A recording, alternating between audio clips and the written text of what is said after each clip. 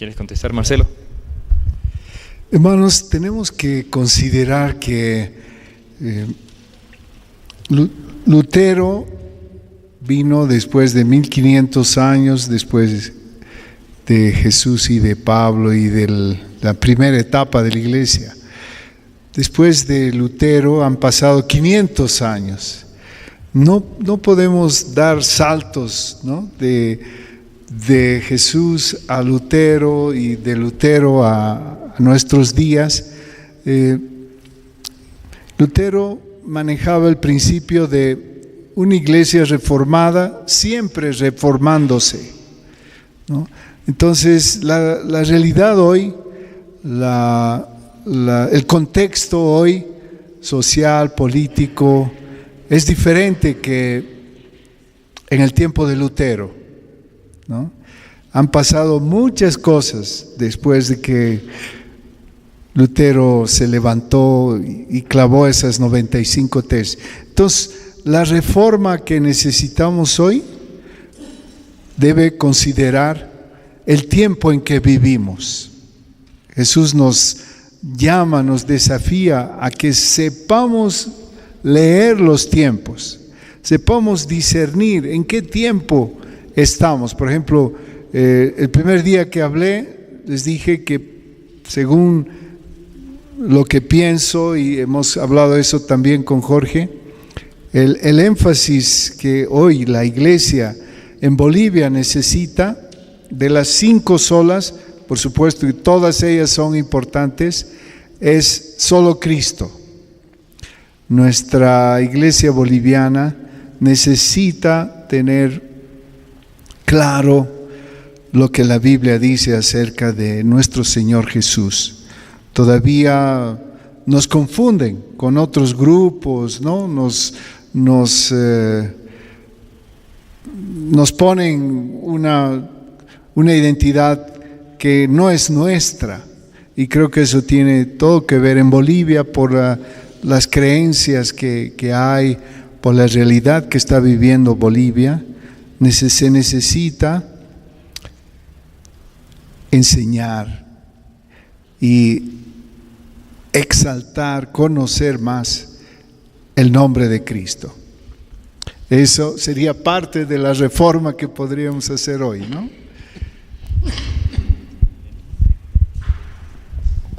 Una pregunta dice: ¿la segunda venida de Cristo es mencionada en los postulados de la Reforma?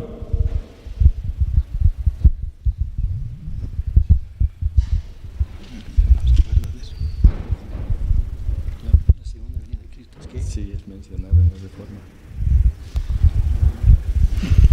Hay algo que podemos notar en la Reforma, durante la Reforma.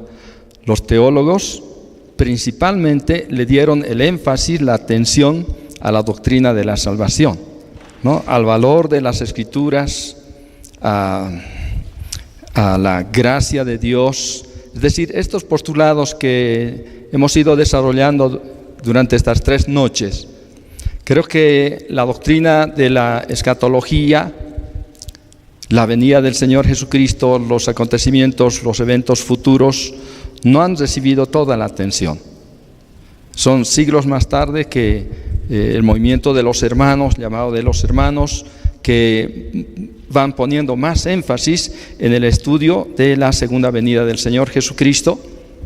Y bueno, eso se puede ver a través de la historia también, que hay temas, materias que recibieron mayor énfasis por la misma necesidad. Por ejemplo, la cristología siempre ha sido un tema necesario para enseñar, para defender, porque siempre han surgido herejías que contrariaban la doctrina de la Biblia, es decir, del Señor Jesucristo. Han surgido otros evangelios, otras teorías acerca del Señor Jesucristo, cosas así. Pero este tema de la escatología, el estudio de los acontecimientos futuros, creo que no recibió la mayor atención durante la Reforma. El enfoque principal fue la salvación por la fe, el valor de las Escrituras, la salvación por gracia, fuera de las obras del ser, que pueda hacer el ser humano.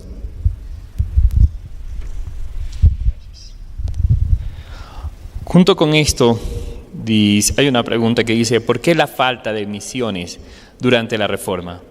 ¿Dónde quedan las misiones? ¿Habrá una nueva reforma? Creo que... Hermanos, yo estaba hasta hace poco tiempo bien crítico a Lutero porque no había hablado nada de misiones transculturales, ¿no? De salir, pero he revisado mi posición y creo que he sido injusto en criticarlo porque lo que pasó en el norte de Europa y después llegó a los Estados Unidos, a Norteamérica, fue un movimiento también misionero, ¿no? Lo que comenzó Lutero en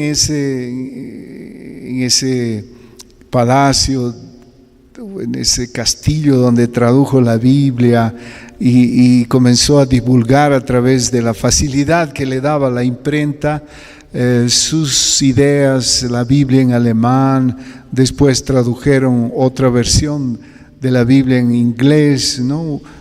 Tyndale siguió en cierta forma el ejemplo de que la versión de Wycliffe no era tan buena como para leerla. Tyndale la mejoró mucho para que todos puedan entender la Biblia. Entonces, todo eso era un movimiento de misiones y habían iglesias, a veces las iglesias católicas transformándose en iglesias evangélicas, pero muchas otras iglesias naciendo. Lo que no hubo en los reformadores, ni en Calvino, ni en Lutero, fue una estrategia, una propuesta de llegar más allá de Europa. Pero tenemos que considerar que Europa no había sido alcanzada por el evangelio puro y la Reforma facilitó eso. Entonces, hoy día, por supuesto, hay mucho más de estudio, de programas y de estrategia misionera para alcanzar todas las naciones. En esa época no la hubo. ¿Por qué si la gracia es para todos, habrá personas que no tendrán vida eterna?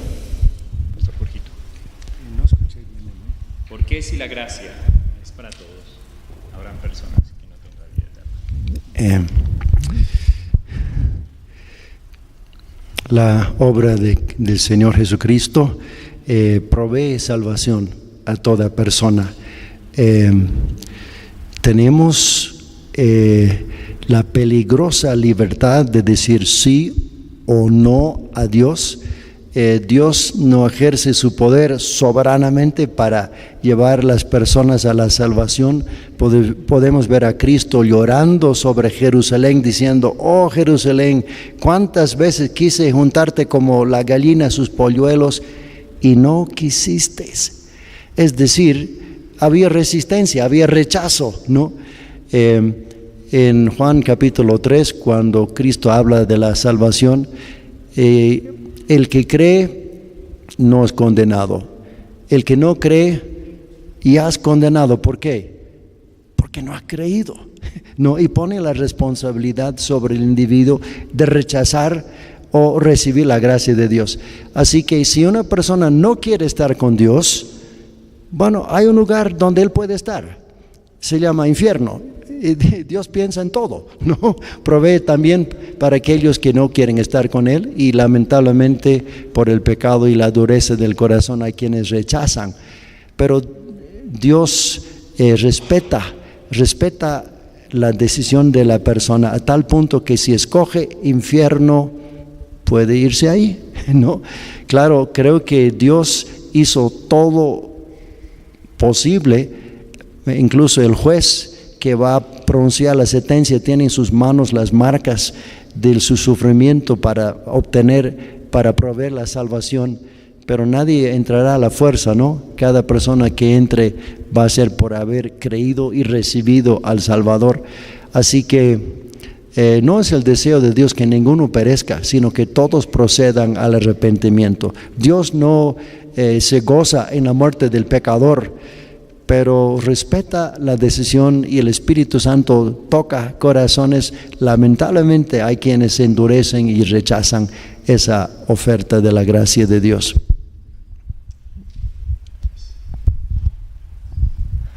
Pastor Eliseo, a principios del siglo XVI, la sociedad de Europa clamaba por una reforma, entre ellos Erasmo. Sin embargo, este criticó a Lutero que la posición de Lutero fue demasiado radical.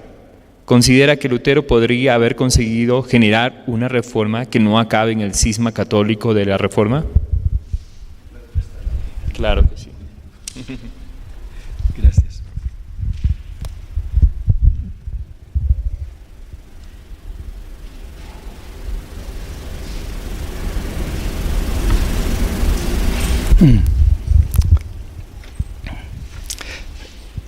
Bueno, creo que Lutero fue radical en proclamar lo que había descubierto, lo que había comprendido, aquello que le había beneficiado realmente, lo que había traído la paz para esa conciencia tremendamente atormentada, pensando en la ira de Dios que él merecía y que cualquier momento podría Dios descargar su ira sobre él. Él descubrió en las Escrituras, en su estudio principalmente de las epístolas de Pablo a Romanos, a los Gálatas, que la justificación es solo por fe y que realmente es la palabra de Dios que tiene autoridad suprema sobre toda otra palabra, incluso sobre toda una institución mundial como era el catolicismo. Entonces tenía que ser radical. Es cierto que Erasmo era un erudito que ponía mucha atención en las letras y la crítica textual, todas esas cosas. Él tuvo su mérito, pero es difícilmente podría mantenerse a toda una institución en unidad, digamos, sin romper esa ¿qué diría? Era imposible en un sentido dejar intacta, digamos, esa institución como es la Iglesia romana. Pues mucha gente, porque ahí están los intereses económicos, están políticos y otros más, ¿no es cierto? Pero a Lutero le interesaba principalmente su salvación eterna, el aspecto espiritual. Ese fue su enfoque principal, la realidad del ser humano delante de Dios. Esta era su mayor preocupación. Es como decir, bueno, vamos pensando en esta vida, en nuestro bienestar, en el vivir bien, olvidándonos de una eternidad que nos espera. ¿Y qué si descubrimos que lo de mayor importancia es pasar una eternidad salvados en la presencia de Dios, que vivir bien aquí y olvidarnos de esa realidad eterna? Lutero sí fue enfático, fue radical, fue duro, fue firme en proclamar la palabra de Dios, porque llegó a tal convicción y creo que estuvo en la verdad. Y si nosotros vamos a tomar a pecho la palabra de Dios, seguro que vamos a romper con muchas cosas. Y una de las primeras preguntas que se hicieron es si ahora necesitamos una reforma. Creo que muchas iglesias, muchas personas, muchos llamados evangélicos necesitan realmente una reforma. ¿Cómo? Volviendo a estos postulados. Volviendo, por ejemplo, a que la palabra de Dios está por encima de todo pensamiento, del pensamiento más sabio que pueda producir un ser humano.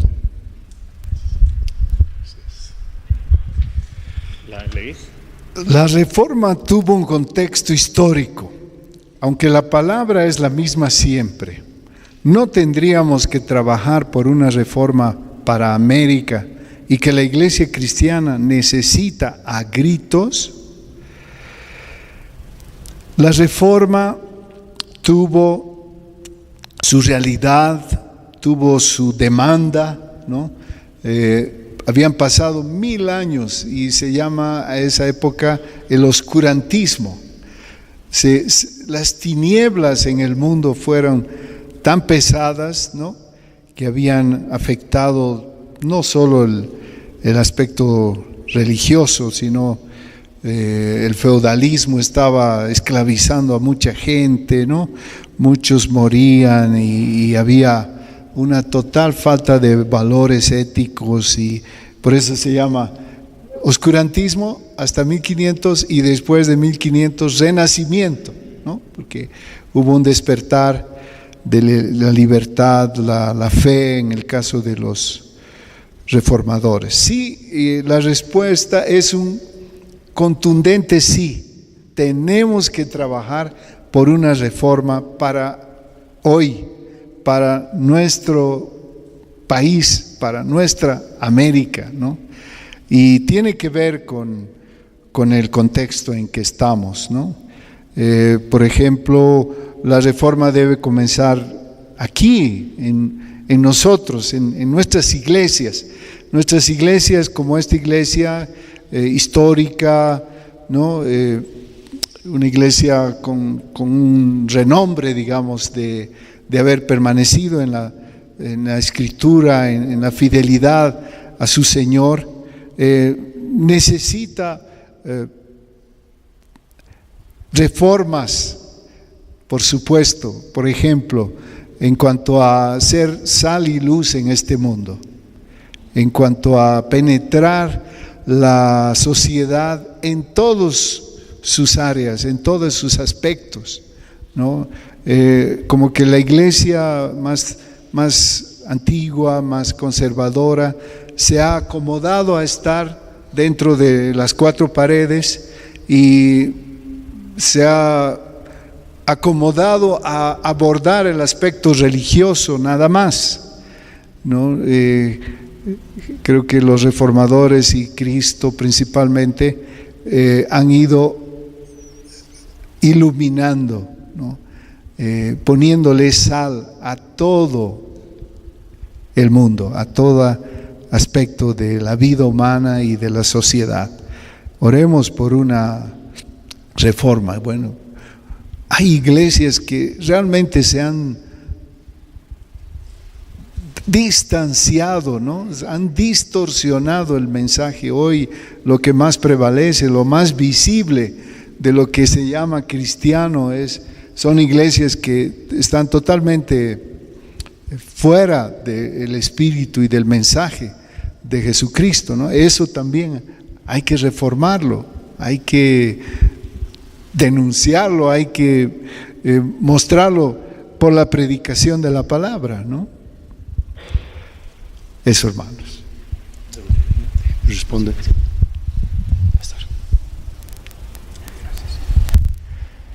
Por motivo de tiempo vamos a tener en esta nuestra última ronda. Muchas de las preguntas están relacionadas unas con otras, así que hemos escogido algunas que nos pueden ir aclarando, y la respuesta de los expositores están aclarando muchas de las que ya están aquí.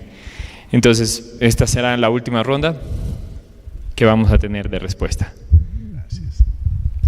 Esta pregunta dice: ¿qué filosofías actuales consideran peligrosas para la sana doctrina?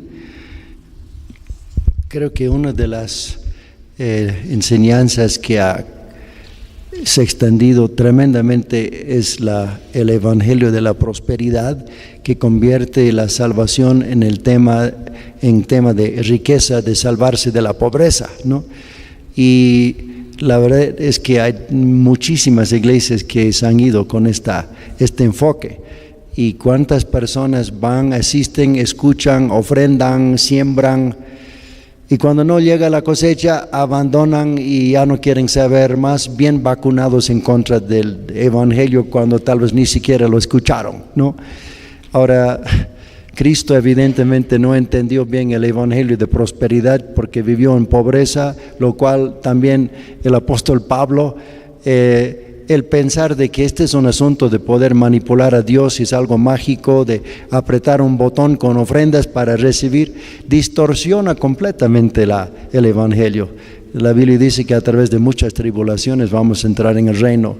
Y la promesa de riqueza y prosperidad material no es parte del mensaje que encontramos en el Nuevo Testamento. Creo que es una amenaza y un peligro grande que vivimos. Yo decía siempre que en América Latina no iba a prosperar esta enseñanza. Al contrario, muchos lo han visto como el secreto para llegar a la prosperidad, ¿no? Pero me temo que están confundiendo a la gente.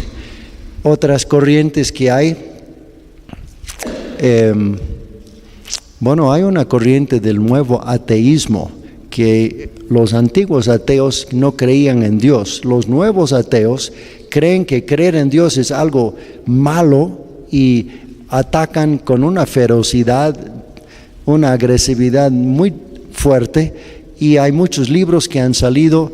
Creo que está llegando a ser más importante saber algo de apologética para responder a esto, ¿no?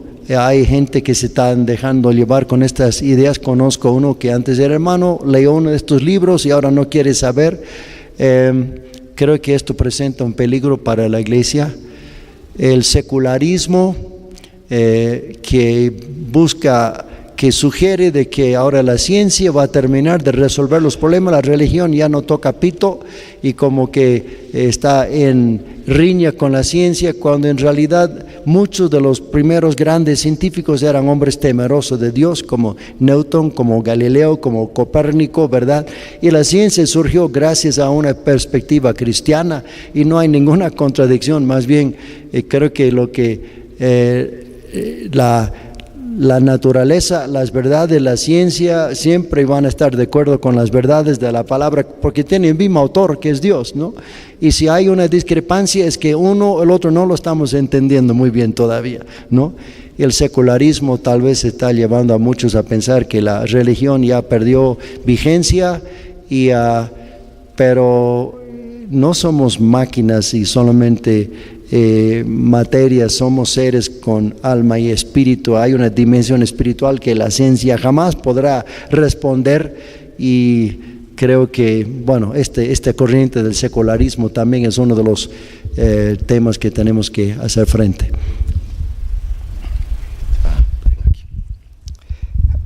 La pregunta dice: la reforma de Lutero plantea solo la Escritura. ¿Cómo debemos entender lo que hoy está ocurriendo en el Medio Oriente? Por ejemplo, en Egipto, el registro de musulmanes que se acercan a una iglesia clandestina porque Cristo se les aparece en sueños y les dice que vaya a una dirección donde funciona la iglesia. Muy interesante la pregunta. En realidad, si esto es lo que está ocurriendo, se tienen noticias en el Oriente que hay muchas personas que ven visiones, etcétera, y después buscan.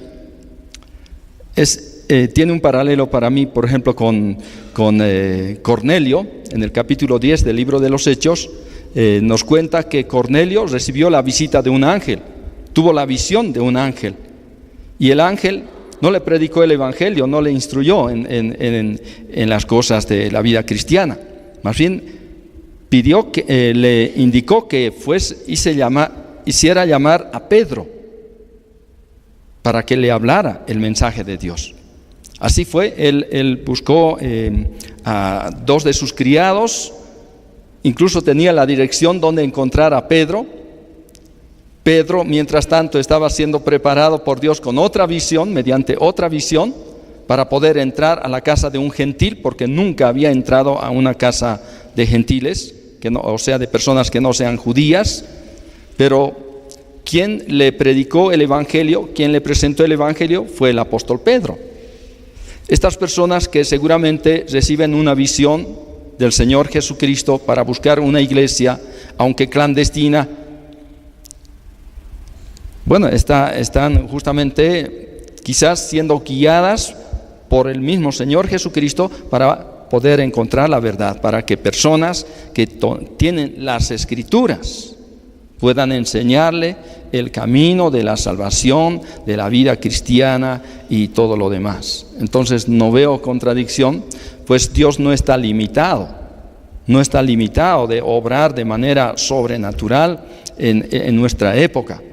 Pero la idea, lo contrario o lo que no me parece es que en la iglesia se ponga la Biblia, se guarde la Biblia, se archive la Biblia y se hable sobre todas las ocurrencias o sueños o ideas que tenga el predicador o el pastor, ¿no? Ahí yo no estoy de acuerdo, pues la Escritura es suprema. Toda enseñanza, toda prédica debería estar basada en la palabra de Dios. Que una visión, un sueño nos motive a buscar a Dios, excelente. Pero Dios se revela principalmente en su palabra. Y es allí donde vamos a encontrar la verdad plenamente. Muchas gracias, hermanos. Quiero que le demos un fuerte aplauso a nuestros expositores.